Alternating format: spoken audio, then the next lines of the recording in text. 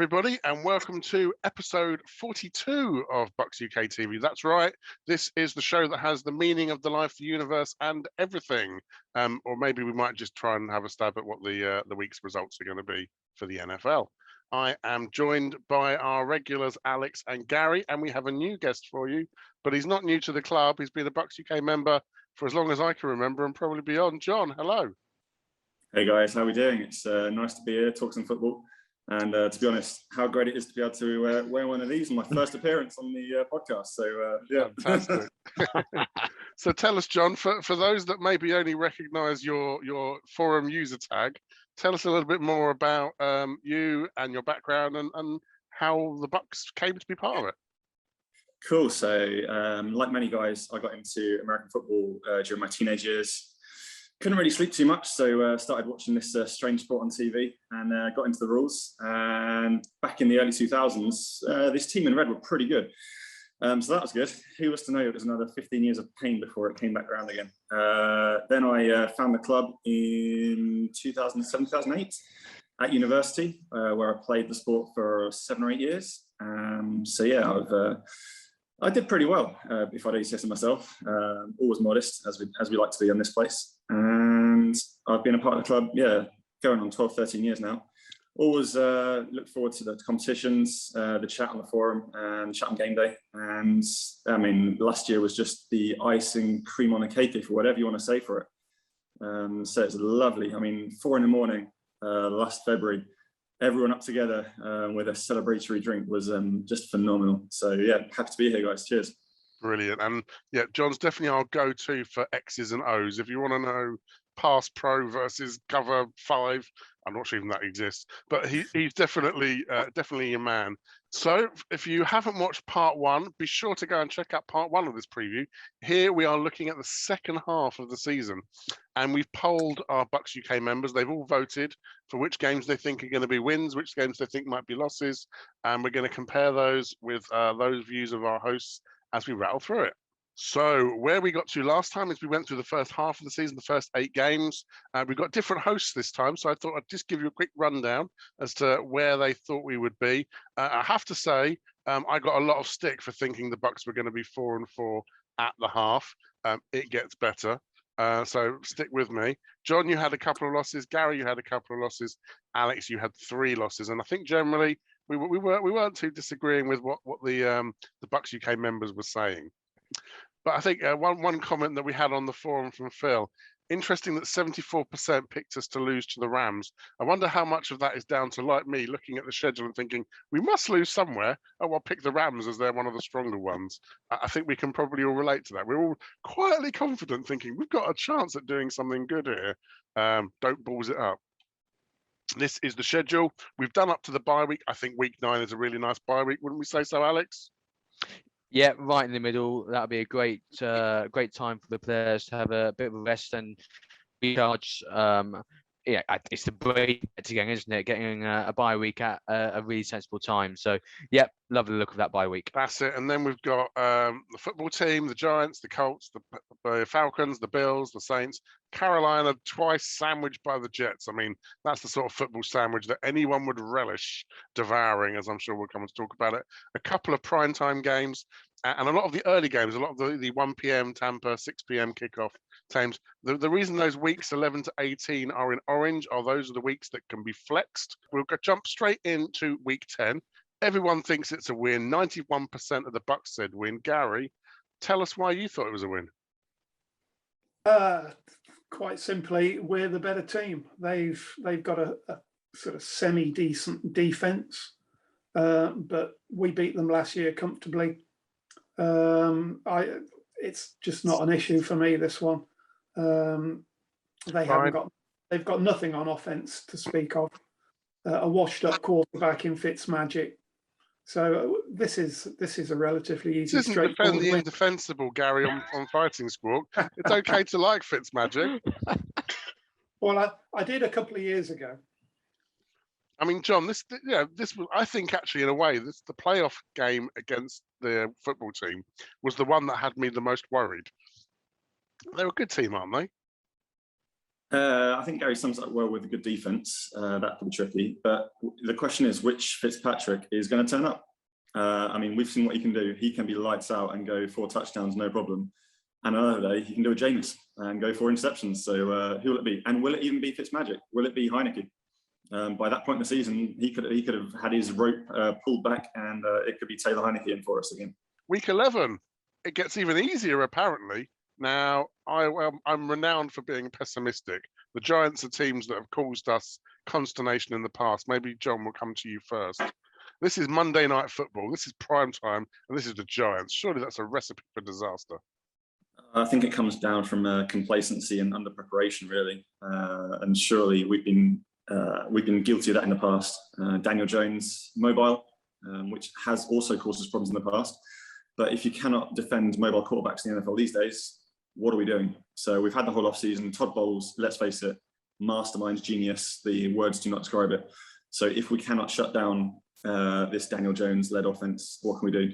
The only possible thing I think of is if Saquon Barkley is fully back from his injury. I mean, he could be the best player of a generation. So if he's fully fit, who knows? I've still not forgiven him, having drafted him in my fantasy team. Gary, do you think Barkley's going to be the difference maker for them? I don't actually. I don't like to disagree with John, but there's not a team in the league that can run on us. We've been the number 1 rushing defense for the last 2 years. I think this is a relatively straightforward win for us. Alex, I think the other two are focused on our defense and the Giants' offense. What do you think about the other way around? Do you think we'll have any problems moving the ball or scoring? No. It's a simple answer. Fine, let's move on. That's okay. There's juicier games to talk about, and I think the next one is one of the juicier games to talk about. Our members wavered a little bit in their loyalty, shall we say. Only, in quotes, 72% thought we'd take the win. And John, that's our first little red L in what was otherwise a nice little green grid. Tell us why you think the Colts are going to do better than us. I mean, we're going to be coming off the short week to start with. So preparation is typically a bit more difficult. I mean, I think Daggers made a great point last week that we are every other team's Super Bowl this year. We've got the crosshairs on us. So they're going to be jacked up for this one. And yeah, I mean, Frank Reich and Carson Wentz, I think sneaky improvement in the Colts play this year. Again, another team with a good defense like Washington, typically. So we'll see. And I hate to say it, part of it was down to this whole, well, we're probably going to lose somewhere. It's not going to be 17-0 now. So it was like, well, away in the dome, possibly. This is our bonus game, isn't it? This is the 17th game. Gary, I mean, John mentioned Frank Wright. I always find it awful when I think about coaches that I remember as players. But they're a wily bunch, aren't they? Yeah, this was one I thought long and hard about. And again, because the Giants is being played at home, this is in Indianapolis, which might tilt the game in their favour. But again, I just think we're too good. Frank Reich or not, he was an average quarterback. He's a far better coach than he was quarterback. But I've never really rated Carson Wentz, to be honest. This is the point at which last year the Bucs really started to hit their pace. Do you think we, across the season, can you see another slow start? You've got 3 losses in there now. Do you think this is the point at which it all comes good? Yeah, I think so. I mean, I think that bye week will be key. Having it slap bang in the middle of the season, which is, that's what I looked at when I was making these predictions. Getting that break halfway through, I think we've got it in a really, really good place there. And as you say, if you think back to last season, it was that towards the end of that season where everything just came good. I think it'll be a similar pattern in this season, and as Gary says, I just think I agree with him. We're a good team now, and defensively we are so strong, and this defense has now had, effectively this will be the 3rd year that this defense has been together. And look at the leaps and bounds that defense came on last year, and now they've got a pre-season together as well. Now the Falcons home game That was the one that 100% of the Bucs UK thought we were going to win. I mean, you line up a panel of anyone and they can't agree about anything. But the fact that everyone said we're going to beat the Falcons, I do wonder. And in week 13, that's only 91% think we're going to beat the Falcons. Now, John, you're looking a bit shocked there. Did I? You know what's coming, don't you? Was this just a typo? It might have been. I mean, the survey doesn't lie, John. I mean, I don't want to put you on YouTube saying this, but what do you think about the Falcons? I mean, they're a bit of an unknown quantity in their defence, aren't they? They are, but I mean, at the same time, I'm a bit flabbergasted myself. Maybe this was the division rivals going away and raising the game and stuff, but at the end of the day, I mean, we went, what was it, 3 scores down for these guys last year at the end of the season, and then came back and smashed them. So I'm deeply sorry. I think can I grab a mulligan like I like to do in golf and change it to a win? Get my green Sharpie out on the screen and start writing over it. I don't know if we can do that. Alex, is this as one-sided as it seems, or has it got the risk of just tripping ourselves up? No, not at all. This is going to be an easy win. No doubt about it. I think the Falcons have been done for the past few seasons. I've slightly controversial point I'm about to make here. I've never really rated Matt Ryan. I don't think he's as good as people make out. It's hard, isn't it? I see what you're saying, but he's got a good reputation, but people are saying maybe he's over the hill.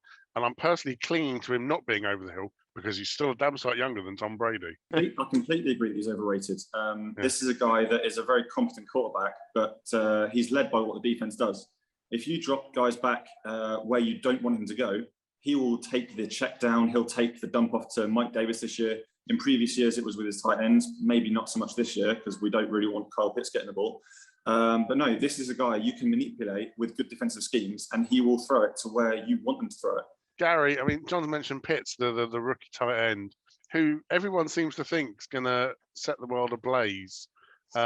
What's your take on the Falcons? New coach, new system.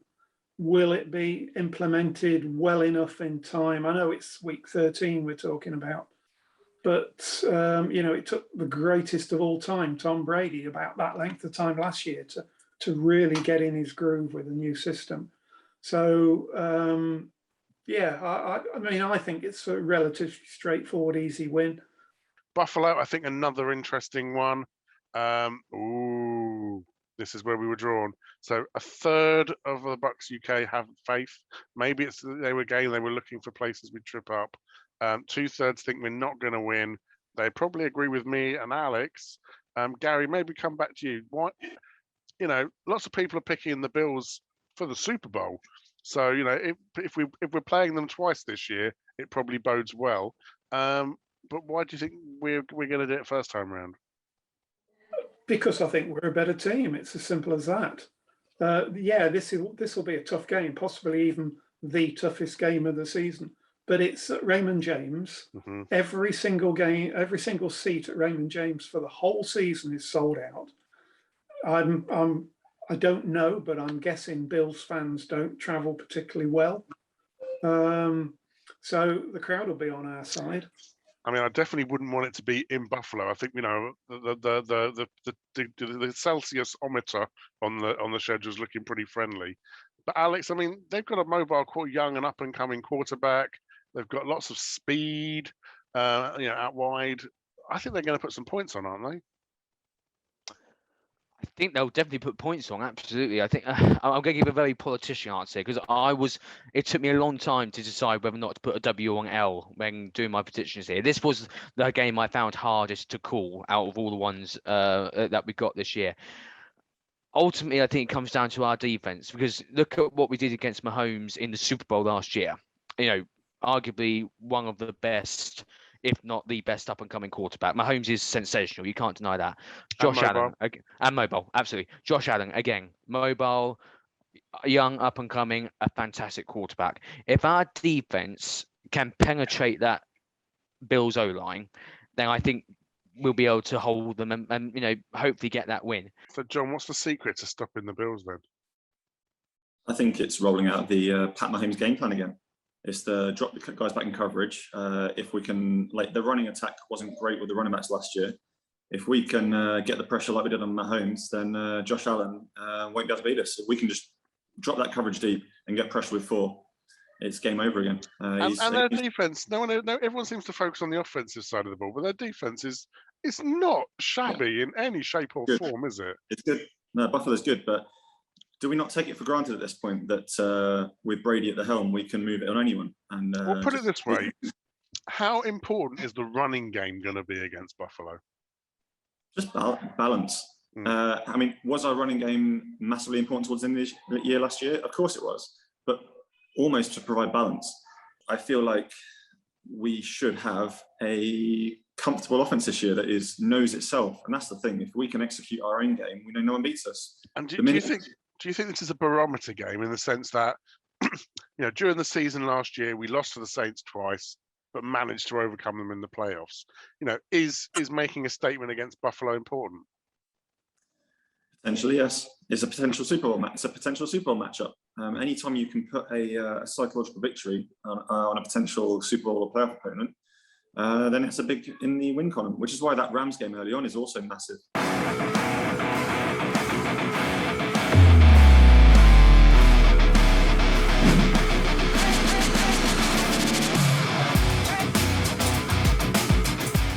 And then, so that takes us on to the next game, which I think is a barometer game, the Saints. Now, the Saints earlier on week 8, this was the tightest one to call, and everyone just slightly came down on the side of a loss, given that it was away. But now it's home, it's Sunday night football, and people think this is going to be easy. Is that because we think it's collapsed by that point? For me, the Saints are like an itch that you can't quite reach. Gary, what's going to happen to the Saints that changes that over the course of the year? Oh, I don't think it's what happens to the Saints. I think it's what happens to us. And by week 14, 15 in the season, that our offense is going to be purring. So like it was, at the back end of the season last year. So again, I'm not going to say easy win. I've got 2 words which really worry me about the Saints. One of them is Jameis, and the other one is Winston. And revenge or what? So he's so going to be up for it. Yeah, well, absolutely, he will be. This is one of the games I hope he carries on chucking the ball to the guys in the wrong colour shirts. Brilliant, Alex. Do you think he'll even be under centre though? Because let's take nothing for granted. That's a good question. Everyone knows Taysom Hill is a great weapon that the Saints have, and we certainly didn't enjoy playing against him last season. I think it was when we were at their place. I think he was under centre then, wasn't he? And then I remember they brought Jameis in, and I think on a trick play, Jameis scored a beautiful touchdown. Alex makes a good point. Jameis is dangerous, and Taysom is also both mobile. They're both scrambling. They've lost line, they've lost wideouts. You name a position, they pretty much lost someone at it. At least they'll have their star receiver back by that point, as long as he hasn't got banned again. It's going to be hard for the pass rush, I think, to get to them. So we're not going to play our typical sort of, pressure up front, are we? Is it going to make it harder? In terms of the mobility of the QBs, we've got that great weapon, Devin White, to spy them. And we saw what he did to Kamara in the playoff last year, and he'll do the same thing with Kamara and whichever QB is on the centre at that point in the Saints games as well. For me, I don't think it's about. I mean, yeah, they've named Winston QB1 as QB starter, but I think they're going to go QB by committee.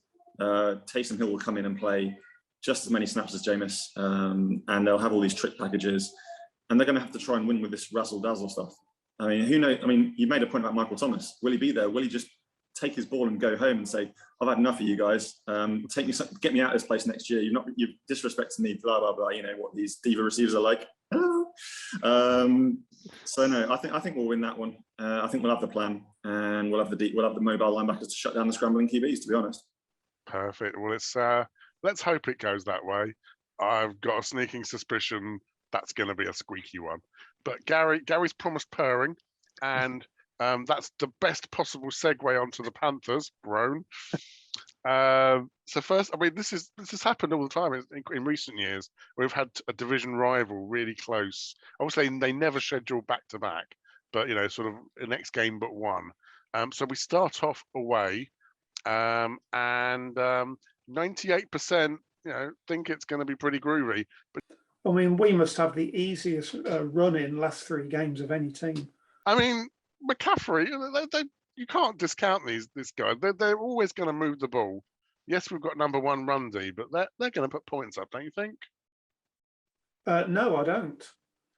As long as our D is fit and healthy, we'll stop McCaffrey like we've stopped him every other time. Yes, he'll get his 60, 70 yards. He might even get a touchdown or 2. But, we're going to be scoring 30, 35 points a game. So, we can spot them 14 without a problem. Zink, is this the writing on the wall for the Panthers? Are they destined to be rebuilding for the next decade? It'll be interesting to see how Sam Darnold settles into the new system. A new start could be interesting for them. But no, I'm with Gary. If you shut down McCaffrey and get Darnold seeing his old ghosts again with our D-line, it'll be an easy win. I mean, we'd have beaten them the last few years had Jameis not decided to throw the ball to them all the bloody time. It was shades of a bit of Barry Sanders and the Lions, I guess, to some extent, reminds me. But Alex, I mean, when the Bucs weren't as good as they were now, actually the Panthers were our division rivals, and people with strange names like Captain Munnerling were sort of doing awkward things against us and making us look rubbish. Now, it's almost a privilege and a treat that we consider the Saints to be the rivals. We're elevated, but do you think the Panthers might have some of that old rivalry or up their game against us? They've got nothing to play for apart from that point, but potentially their jobs. True, yeah, but no, to answer your question. It goes back to something that Gary has said, earlier on about a few games. We're just the better team. Look at these last 3 games. Panthers twice, Jets twice. We are better than the Panthers and the Jets. Okay, well then, from the sublime to the ridiculous, I think you all know where we're going against the New York Jets to round out our New York double. Yeah, that no one, not even the one crazy fool that likes the Panthers, thought the Jets even had a hope. I presume by that point their quarterback will be broken in 2, and the head coach will be fired with someone interim. Yeah, it's going to be a car crash, isn't it, John? Jets are going to jet, right? What do you think, Gary? Is this even worth watching? I can't imagine this is going to be prime time. No, it won't be, but it'll certainly be worth watching for us. There's only one winner in this game. In fact, we might even be resting starters by this time in the season. You never know. Ooh. That could upset the people at Vegas that make their money by doing strange numbers with plus and minus signs that I never really fully understand. Alex, do you think we might be resting people? Could that make it interesting? It's possible. I mean, if we've got a playoff place secure, why not? But then, Brady's not going to want to get rested, is he? If he has the choice, none of them are going to want to get rested. They're all going to want to play. We could well be. Might be like the Lions. He might come out for a half. Yes, true. Yeah, I'm just going to change the sort of slight direction of this podcast in a weird way and just say I think the Jets are going to be an interesting team to watch this year. I'm not saying that they're going to. Welcome to UK Jets TV.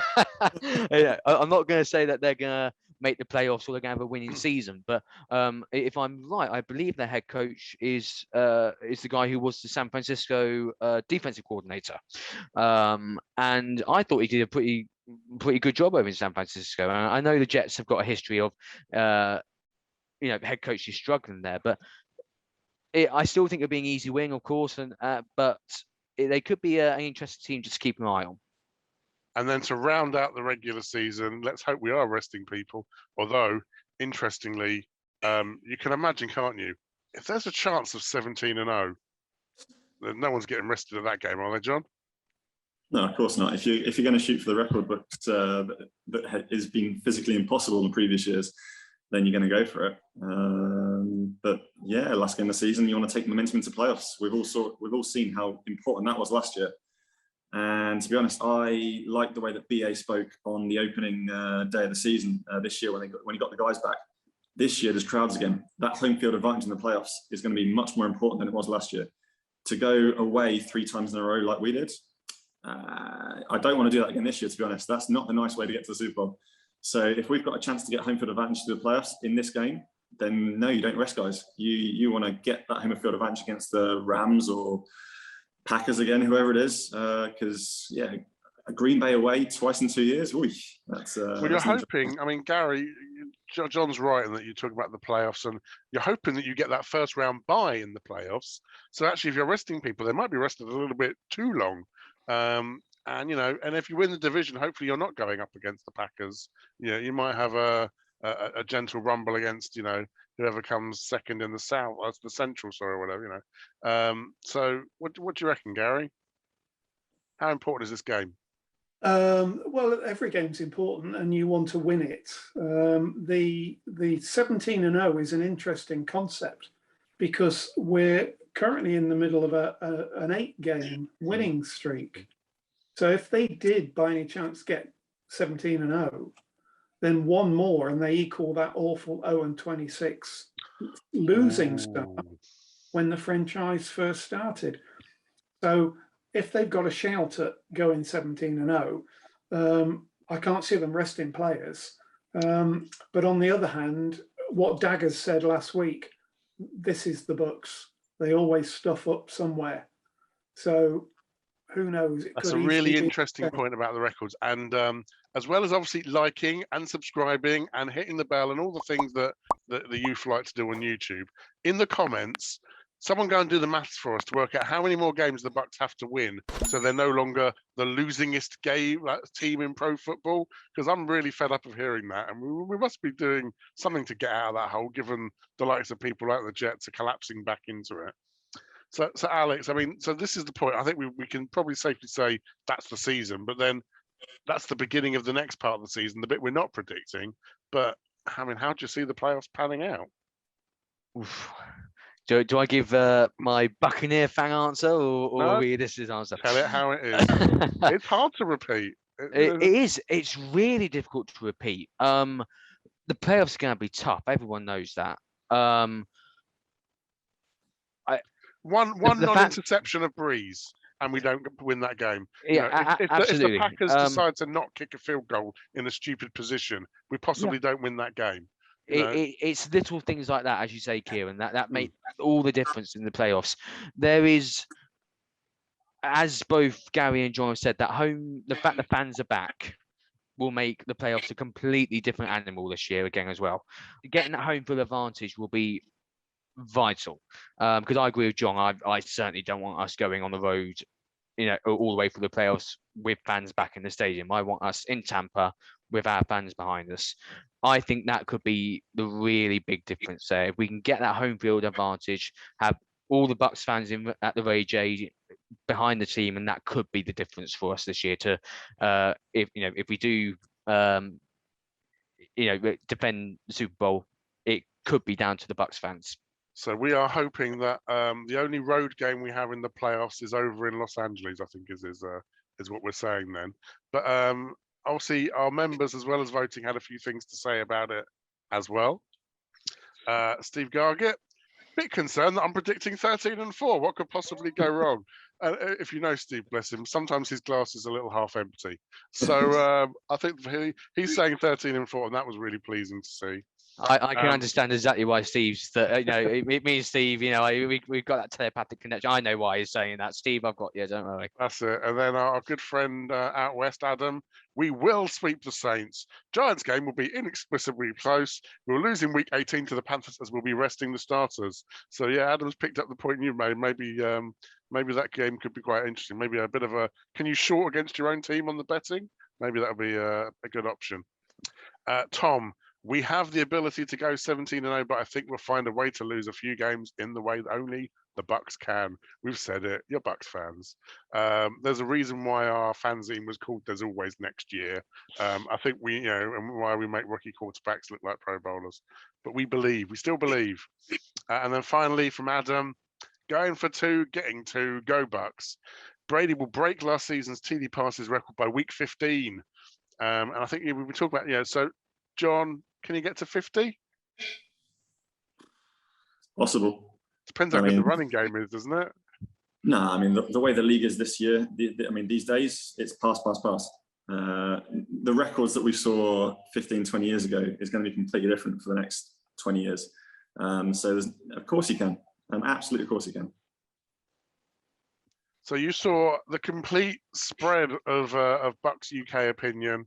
You saw our view. You don't have to agree. Tell us in the comments what you think it's going to be and what it should be. That wraps our preview, but don't go anywhere, because after this very video, we're going to talk about the Cowboys.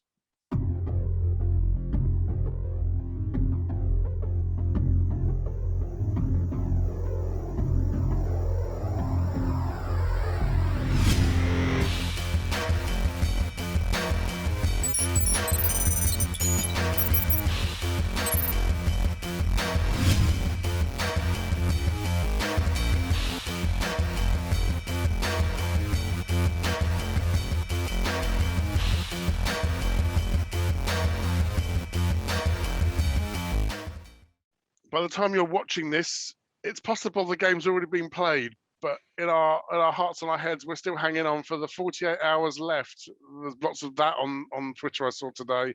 2 days to go until the Cowboys. Alex, let's start with you. What's your biggest fear for the game of the Cowboys? Let's start negative and work up. Biggest fear. Biggest fear is that we just start off complacently, I think. Super Bowl champions, as has been mentioned already, we are going to be essentially everyone's Super Bowl. We need to keep our heads level. The Cowboys aren't a great team, but any team is able to get beaten on any day in the NFL. This is such an unpredictable league. We've got to keep our heads in the game. We've got to play the best we can. So my biggest fear is complacency. Well, there might be someone complacent, Gary, mightn't there? Because I think Dak's wallet started bulging since last season. He's got all the Benjamins now. Do you think he's got the motivation to try and do it on the Bucs? I think him and just about every other player in the league has, yes. Complacency is the one thing I don't think will hit the Bucs. We've got Tom Brady. He's not going to allow them to get complacent. They might be a bit rusty, as it's the first game. I mean, you can never simulate game speed in practice, can you? But no, the Dallas offense worry me just a little bit. And if I know, talking of rust, Dak Prescott will be rusty as well, hopefully. I just hope it takes him a couple of games to knock that rust off, because he's got one heck of a set of receivers. Interesting. John, would you agree with Dak, Zeke? Clearly, they've only got players with 3 or 4 letters in their name. Do we need to worry about them? You always need to worry about everybody in the NFL. Anyone on any given day, as is all we mentioned, can beat you. But for me, I think losing their tackle to COVID, I think their best guard has got a neck injury as well. I'm not sure whether he's playing. Is it confirmed yet he's playing or not? If he's out, then they're missing 2 of the best O-linemen. And we know what we do to teams with missing the 2 best O-linemen. Dak will be running around for his life again on an ankle that is only 10 months removed from serious surgery.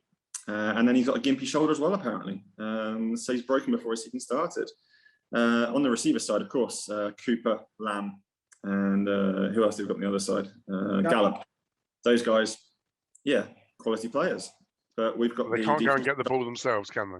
No, exactly. And not if he's running around 15 yards backwards. I mean, Mahomes is a great player. We saw what we did to him without an O-line. And the Cowboys O-line was pretty bad last year, and it's not going to be any better this year. And then Gary, on the other side of the ball, do you see their defense posing any problems for us moving the ball? Not in the slightest, no. I sat down this afternoon just to write a few notes, and I tried to write down some Dallas defensive players, and I couldn't write one down. I don't know any of them. So they'll pose no sort of threat at all on defense to us. We'll be charitable and call them a no-name defense, because that sounds less flattering and makes us sound more knowledgeable. But I think you're right. Maybe Alex, the only people that can beat Tampa then is Tampa. And that goes back to what I was saying about the complacency side. And yes, I agree with what Gary says. Obviously, Tom Brady will not allow complacency, but we've seen it so many times over the years that we beat ourselves. There was games last year when it did happen. I know it was Tom's first season with us, of course, but I think was it Chicago? I think that was our first loss of the season, and that was errors that we were making constantly. Actually, you could make an argument for our first game against the Saints as well. I was we were watching that earlier on this week, and I didn't realize how many mistakes we made on offense that game. Now, yes, again, that was one of Tom Brady's first games with us. I get that, but again, yeah, the only team that really does need to beat us is the Bucs. Oh, it's exciting. Football's back. It's been a long while brewing, and it's really nice that we're going to have this game. So I'm going to make you all put your money where your mouth is and try and come up with a score prediction. While you're thinking, I'll get my one in first, just so no one copies it.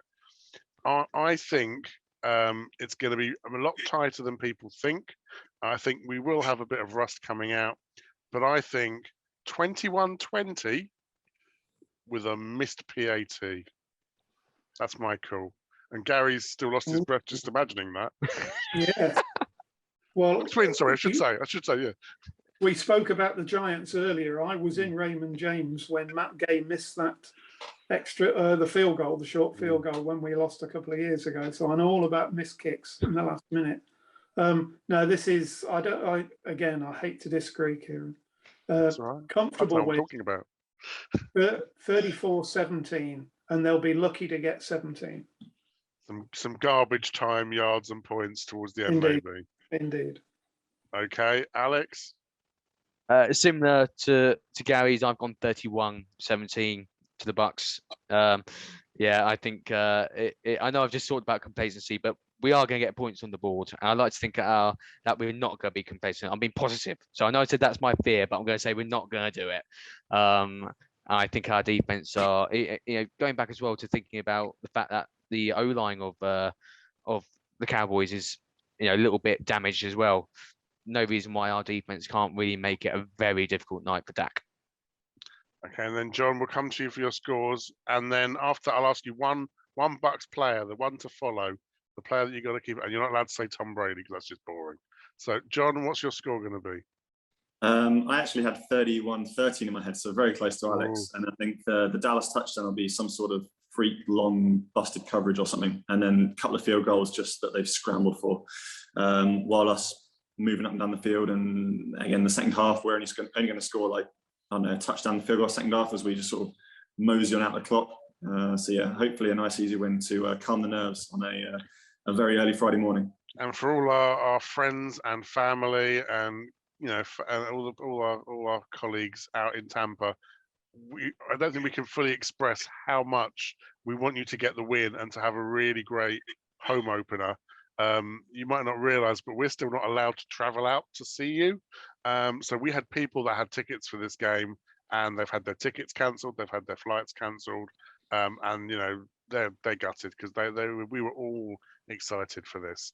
But in terms of the exciting players to watch, Gary, who's the one Buck that I need to keep my eye on this game?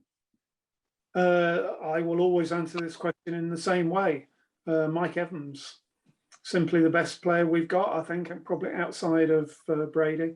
And of course, there's a question mark we've just heard about Godwin. So if he's not fit to go, that brings Mike Evans more and more and more into the equation. I really hope that we can see a Mike Evans with a bit more swagger. I think he's always had confidence and pride, but now he's been to the big game and won it. I think he can take his place now amongst the all-time greats. John, would you agree? If you pick someone else? I mean, I'm for this game, I'm going defense. I'm going Shaq Barrett off the edge, couple of sacks, pressures all day, and he's going to make Dak's life absolutely miserable. Do you think we might see a bit of early JTS flashing there as they get in the rotation? Oh, for sure. I mean, the fact that we've now got 3 what looks like absolutely superb edge rushers means we can rotate. I mean, when I think of edge rushers, I think back to that Giants Super Bowl back in 2008 when they had Tuck and the British guy, Omenura, in rotation, and their backups were equally as good. And now we can do that as well. I mean, we did it a bit last year, but now we've got even more firepower on that D-line this year. And if they're fresh against an O-tackle that is blowing, it's a recipe for disaster for opposing offense. It's true. You rotate those defenders on the line, but you'd like to keep the same 5 linemen in. And the fact that no lineman's going to take a play off, they're not going to have the chance, are they? No. Alex, which Buck do I need to keep my eye on? So I'm going on the defensive side as well. I'm going with Vita Vea. I think in some ways, some Bucs fans underrate just how important this man is. Because I mentioned Vita last season and about how much of a difference he made in the Super Bowl, because we didn't have him when we played against Kansas first time. The And thing just with to be clear on this, I think you're right. It's not like he's a talisman or a character. No, it's a contribution, isn't it? The actual talent. 100%. You have to double team him, otherwise he's going to get through. And the fact that you have to double team him then leaves the space for Shaq, JPP, Devin White, the rushers to go and get to the quarterback. And we saw that in the Super Bowl when he was the lead nose tackle. So for me, Vita Vea, his presence on the team, leading that defensive line, is so important. So he's the one that I'm going to be watching very closely, because you've got to double team him. If you don't double team him, he's sacking the quarterback. Alex, on that note, I've got a very good friend of mine who used to coach the Great British Adult team, and now he's coaching one of the best high schools in California. Big guy, O-lineman, massive Bucs fan as well. Shout out to you. Love you, buddy. Me and him were messaging all last year throughout the playoffs, and the minute it was announced Vea was back for that game and obviously for the Super Bowl as well, he messaged me straight away saying, "We're going all the way now." This guy is he's a difference maker. And 100%. Every O-lineman that goes up against him is you can't guard him. So I completely agree, Alex, and that's backed up by guys that coach at the highest level out in the States. It's awesome. So there you have it. The future is rosy. The future is orange, red, and pewter. It's going to be a good season. Stay here, because we will be enjoying that season with you every step of the way. Along with our friends at Bucs Report, we thank them for their support. They'll be offering coverage. You'll be able to each week see our review of the last week's game and our preview of the game coming up. Of course, if you are in the UK and you're a Bucs fan and you haven't heard of us yet, or you're not a member, then get yourself over to bucsuk.org and click on join. It's not too late. There are some great prize competitions. Alex, Gary, John, thank you all very much. Thank you for watching, listening, wherever you are, on the train, in the car, in bed. I don't want to think about that too much. But it's been great. Thank you. And we'll see you again soon. Go Bucs.